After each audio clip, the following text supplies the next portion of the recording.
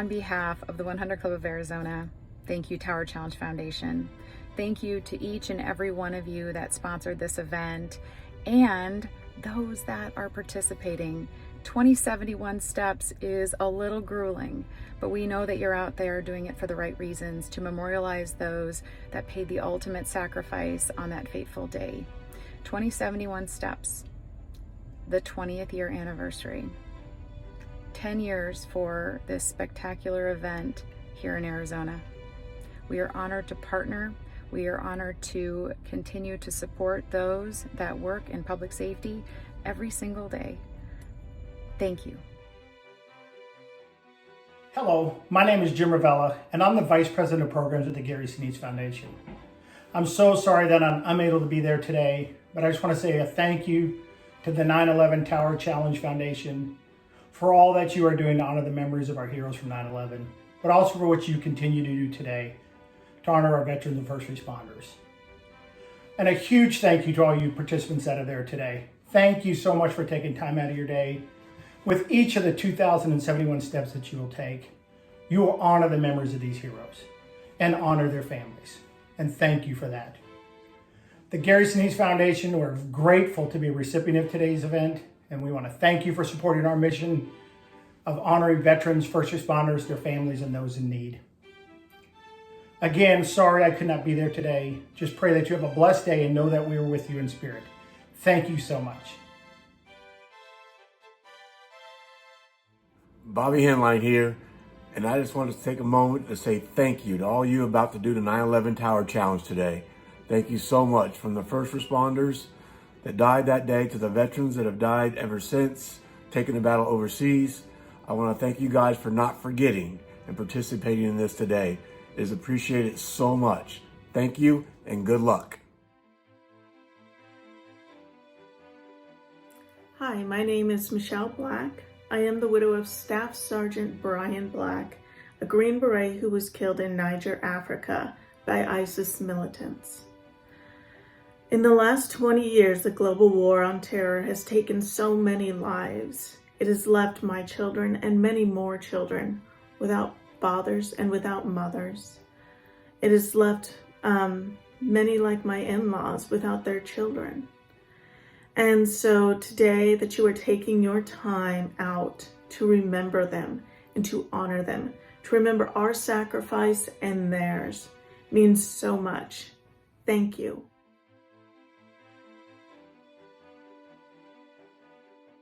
Greetings, this is Jimmy Gagliano, all the way from Cornwall on Hudson, New York, reaching out 2,241 miles away from Tucson, Arizona, to wish everyone the best on your latest 9/11 Stair Climb Tower Challenge. I was there a couple of years ago, was privileged to give some opening remarks before everyone started their climb at the University of Arizona Stadium, and it was truly awe-inspiring to see. I know this year you're doing it at the Tucson Convention Center Arena. I know some folks are going to be doing it virtually, and I just want to wish you all the best. You are retracing the steps of the brave New York Fire Department firefighters who perished while climbing the North and the South Tower on 9/11. I've got a lot of 9/11 experiences and reflections and memories because I was down in Lower Manhattan that day as an FBI agent, and I'm sure everybody has their own. If you're in your late 20s, you certainly have remembrances of the people that perished trying to help save people. So thanks for what you're doing. All the best. Be safe, and know that we'll be rooting for you here in Cornwall and Hudson, New York. Good morning, ladies and gentlemen. And thank you for your support on this 20th anniversary of the 9/11 Tower Challenge. My name is Dan Rowen, formerly of the FDNY, Ladder Company 9, Engine Company 33. As you're conducting your stair climb today, I want you to remember the 411 souls that made the supreme sacrifice from the NYPD, the PAPD, FDNY, and EMS. I would like you to not just run for a number. What I'd like you to do is look up the person that you're running for, whether it's a Mikey Boyle, a Dave Aussie. You can do all of this on Google, It gives you a history of the person you are actually running for. It means something to their family, to them. I get broken up every time I do this, but I have to, just for their memory. I love you and thank you from the bottom of my heart for doing this on the 20th anniversary of 9/11. God bless you.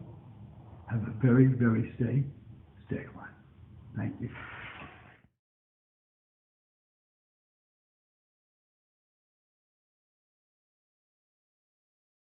Hello, I'm Mike Pence, and I want to thank every patriot participating in the 10th annual 9/11 Tower Challenge here in Arizona.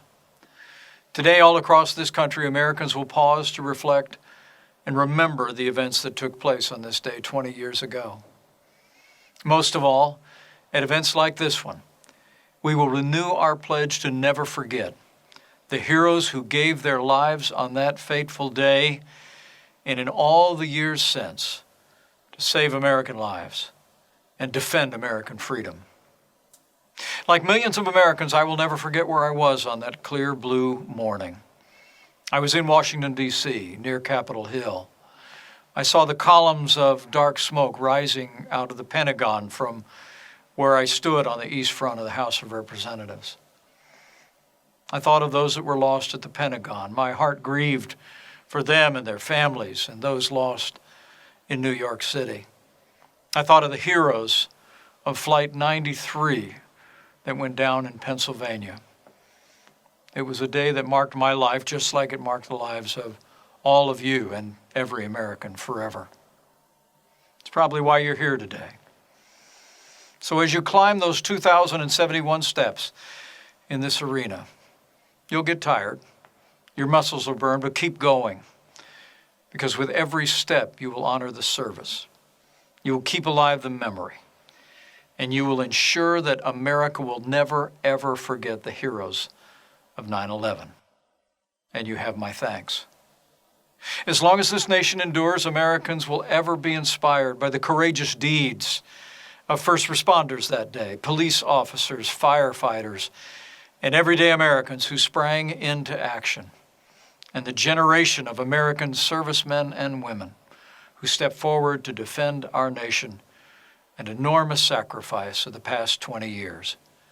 They have all earned a place of honor in the history of this country and in the hearts of their countrymen forever. So thank you. Thank you for honoring them today. Thank you that, thanks to you, we will never forget. May God bless them. May God bless you. And God bless America. We woke to a bright September day full of promise. All across the country, we were taking kids to school, going to work, having coffee with friends. And then the phone calls began. Oh my God, a plane hit the World Trade Center? How could that happen? Are you watching this? Turn on your TV. And a morning that began so sunny and bright was the beginning of America's darkest hours.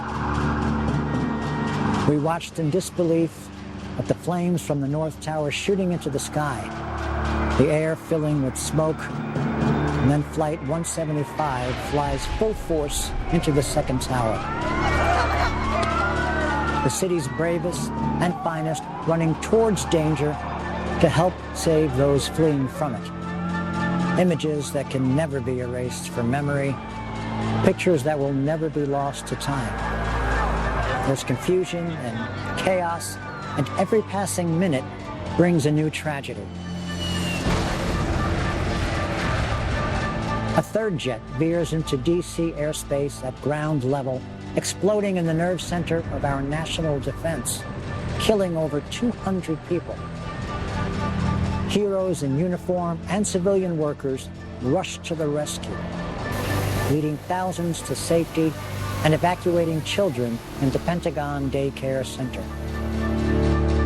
Over 100 miles away, in the sky over Pennsylvania, passengers on Flight 93 call their loved ones to say goodbye, and then launch a courageous attack to regain control of the plane. It plunges into an isolated field in Shanksville. But the sacrifice of those on board that day saves countless lives in our nation's capital. Then, as thousands watch from the streets and tens of millions watch at home, the South Tower collapses. 102 minutes after the first attack, the North Tower falls.